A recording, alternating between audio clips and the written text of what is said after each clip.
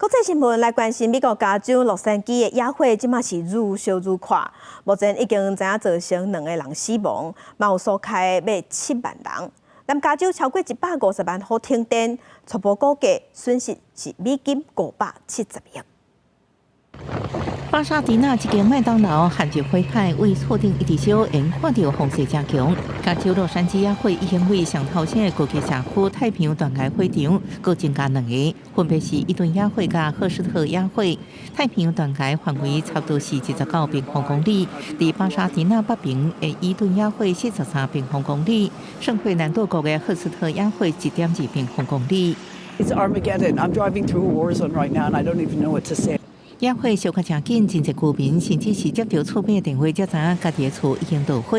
冲出门才发现伫个火场当中，无奈穿过火焰倒伫家园。当局下令疏散至少7万居民撤离。真侪是太平洋断崖社区住户，另外有部分是圣塔莫尼加甲艾塔迪纳。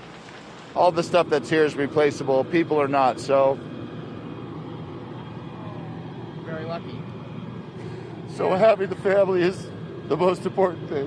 太平洋断崖社区高层上千栋的建筑被毁，已经加做陆城史上破坏力上大大火。目前伫南加州150万用户停电。近期一间私人气象预报服务公司初步评估遭到破坏甲经济损失，差不多520到570亿美金。总统拜登进前顺势在区阁承诺联邦来协助。公司新闻恩文玲报道。